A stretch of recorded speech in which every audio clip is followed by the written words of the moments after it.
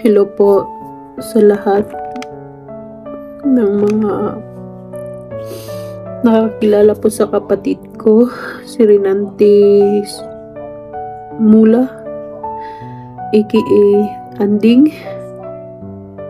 Alam ko na lahat kayo nagtatanong at nasa siya. Ang dami niyo nag-text sa akin, kaya isahin ko na po dito.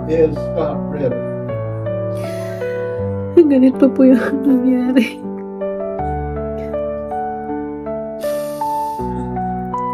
Hindi namin akalain na yung sakit pala sa ulo niya hindi na pala normal. So ang nangyari, even nung last 2 months, I think last 2 months, nagkasakit na yung ulo niya. Tapos lagi niyang sinasabi na, masakit lagi ang ulo ko. So sabi ko, inom mo lang ng gamot yan. Kasi nag-iisip ka siguro ng malalim. So ginainom niya. So maano siya, ma-relieve siya. Then mawala na naman. And then nung last 2 months na, nagasakit na naman. Tapos sabi niya, na parang nahihilo ako. Masakit talaga ang ulo ko. Tapos one time na nag-send siya ng video, mahilig kasi yung kapatid ko na nag-video sa sarili niya. So, nataka ako kasi ang mukha niya parang, kasi nag-diet yan siya. Pero, naman, yung, hindi kagaya nung nag-post siya lately na sobrang bagsak ng mukha niya. Bata sabi ko, Ding, magpa-check up ka na kasi parang may sakit ka ba? Tapos sabi niya, wala man akong sakit Maganyan lang siya. So wala lang din sa akin. Then after last week, sabi ko na, Ding, murag lahi na dyan na kasi everyday ginapa-check niya sa akin ang mukha niya. Sabi niya, titingnan mo, kumakain na ako. Nag-fluctuate pa rin. Sabi niya, nag-fluctuate talaga, Ding. Iba na talaga yung nararamdaman mo. So that time, guys, I try my best na talagang i-convince siya. Sabi niya, matakot daw siya. Hindi ko alam kung bakit siya matakot. Siguro matakot siya anong resulta ng niya. So, nung na siya, pinatest lahat, general check-up, sa baga niya, tapos lahat, okay man. So, ang result is UTI, tapos may pneumonia siya, either pneumonia or TB. Yun ang parang dalawang isip pa yung doktor. Tapos sabi niya, okay, anuhan natin ng antibiotic. So, for 1 week, sabi ko, bakit? Everyday, ginapakita niya yung mukha ko sa akin. Sabi niya, nag-normal na ang mukha ko. Tapos sabi ko na, alam niyo ba, kahit alam ko na hindi talaga nag-normal kasi papayat ng papayat siya. Nasabi ko talaga na, Ding, na normal na siya, Ding. Pero kailangan mo pa rin magpunta ng doktor kay para matutukan ka doon. So, ang lagi niyang complain is sa ulo niya talaga. So, nung siguro, meron talaga siyang aneurysm siguro. Yung aneurysm kasi, yun siyang mga bara-bara na blood vessels sa utak mo. Tapos, kung hindi yan maagapan, ang treatment dyan is surgery. So, at that time siguro, may mga, na siya, blood clot na siguro na kaya sumasakit ang ulo niya. Hindi lang siguro pa nagpumutok.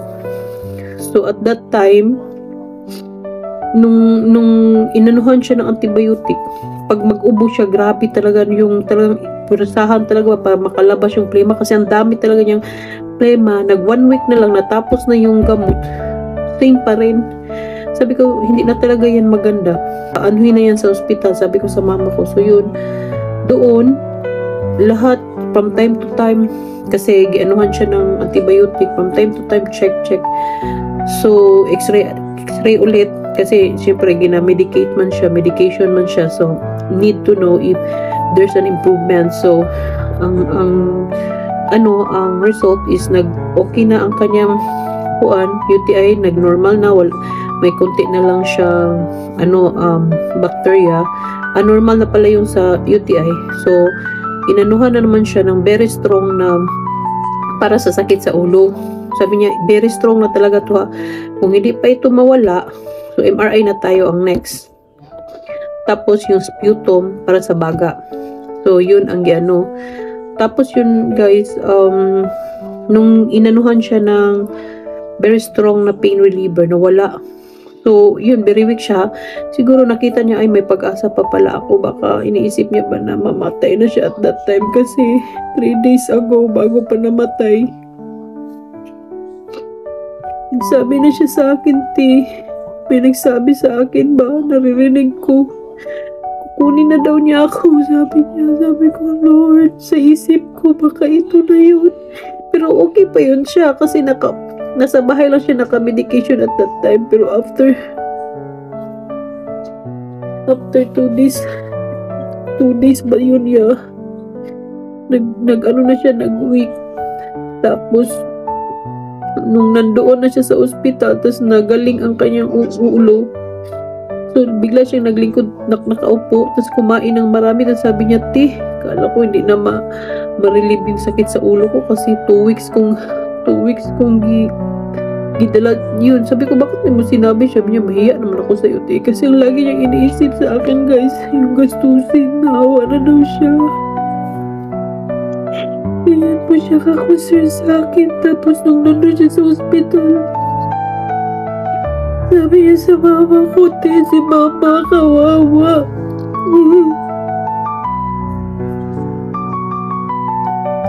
Kahit ganun pa man ang sitwasyon niya, kami pa rin ang iniisip niya guys. Alam ko na minsan bikiliw na talaga yung kapatid ko, pero dahil ang ano niyan, ang suma total niyan, kung i-relate ko siya, mabait pa rin siya guys, kasi laging sumusunod. Basta wag lang talaga siya mapikil. Kami laging iniisip niya.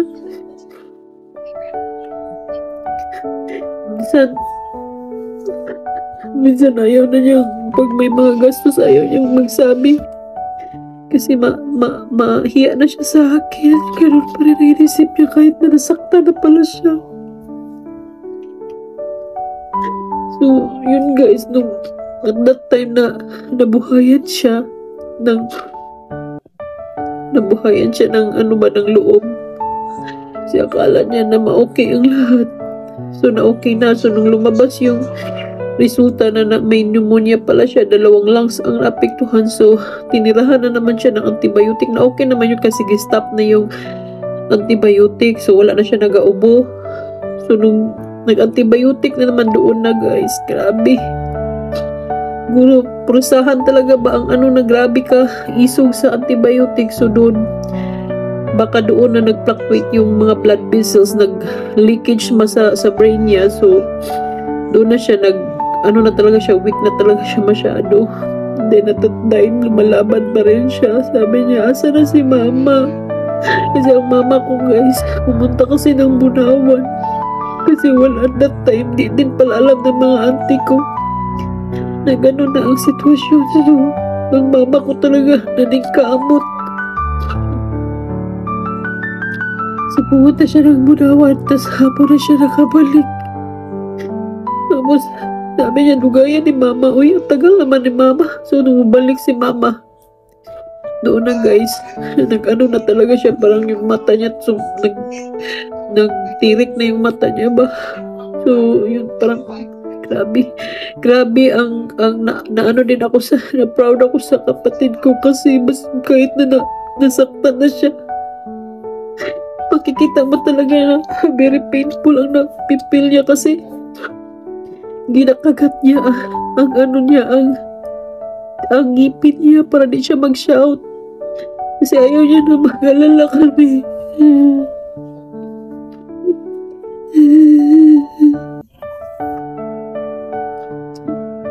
Yun guys, hanggang dito na lang talaga ang kanyang buhay. Kaya sa inyong lahat, sa totoo lang, lagi namin sinasabi, Candy, Nadik, huwag ka talaga mag-cellphone. Kasi mag-cellphone siya guys, gabi hanggang umaga talaga yan, walang stop. So kami ang nag-worried ng mama ko kasi baka ma-apektuhan yung brain niya. Since high school, ganyan talaga ang routine niya, umaga hanggang hapon tulog kung hindi siya alis, then gabi hanggang umaga cellphone. So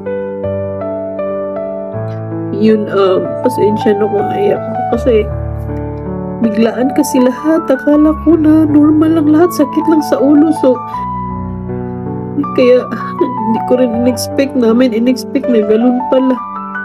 So, sa mga nagtatanong, yun po ang nangyari sa kapatid ko, aneurysm, na siyempre hindi natin alam na ganun pala ang mangyayari, sa biglaan lang pala yan, very tridor yan na sakit. Kaya kung mag-cellphone kayo, iwasan nyo na lang kasi di basta-basta. Saka stress, hindi naman siya stress. Hindi ko alam kung bakit siya stress, na mabait naman si, ginaalagaan man din namin siya, well provided sa lahat. So doon talaga yan siya sa paggamit niya ng cellphone. So kaya siguro masasabi ko na lang, Ding, kung makita mo man ako, makita mo itong video na to, Ding, salamat yun sa tulong mo sa akin, sa kay mama, sa pag-alaga mo kay mama. Salamat kay Ding sa concern mo sa akin. Salamat. Minsan naging maldita ako sa'yo dahil may reason, pero hindi mo pa rin. And isa pa guys, hindi nyo alam, i-share ko lang, last year namatay yung auntie ko, na love ko rin yun. Hindi talaga niya pinabayaan guys, kalalaki niyang tao, pero nandun siya sa ospital ng auntie ko. Siya ang pag magpupo ang auntie ko sa sa tawag dito sa diaper, siya ang magpalit. Talaga niya ikinahihiya yan. Tapos minsan tulungan na lang siya ng mga nurse na, bakit ikaw nagpalit niyan, wala ka bang kasama? Sabi niya na mayroon man, ako man ang ma-assign ngayon. Hindi talaga niya pinabayaan ang auntie ko guys, kasi lagi kami nag-video cam. Kaya kahit ganyan si Anding, sobrang bait po niyan. Tsaka sa lahat po ng mga kakilala ni Anding, ang kanya pong labi ay nasa St. Peter sa Panakan. Wednesday po ang kanyang nandun po, hindi na po kayo magpunta doon Wednesday night hanggang Saturday po ang libing sa Forest Lake Panakan, at nasa second floor po siya. Hindi ko pa alam ang room number. Sana pumunta din po kayo para makita din ni Anding na maraming nagmahal sa kanya, kasi feel kasi niya na nag-iisa lang siya. Wala siya kakampi kasi feeling niya wala siyang friend. Ngayon natin ipagdama sa kanya na maraming nagmamahal sa kanya guys. At isa na rin kayo. Salamat sa pakikiramay, sa iyong concern sa amin. Salamat sa encouragement, sa mga tumulong sa amin. Salamat. Kung sana may po siya ilibing, pakita natin sa kanya na maraming nagmamahal sa kanya. Tayo, mga kaibigan niya, mga kakilala niya, nagmamahal sa kanya guys. So sana ay kahit yung last request ko na lang po sa kanya, makita man lang niya na alam ko nandyan pa siya, nakatingin sa atin. Kahit last day guys, punta kayo kung may time. Yun lang, at salamat. God bless you all. Father bless.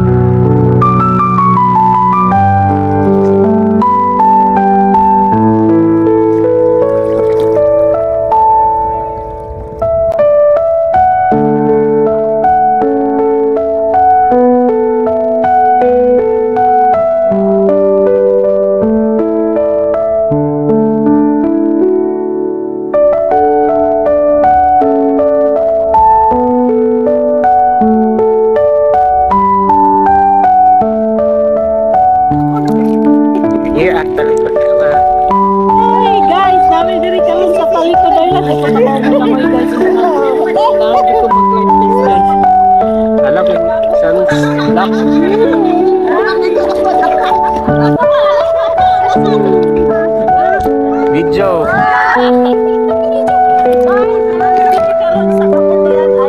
Vanishing ito, vanishing. Vanishing Island. So, we're going to ride Ride a banana. First time. Oh my God. First time in history. Bye-bye.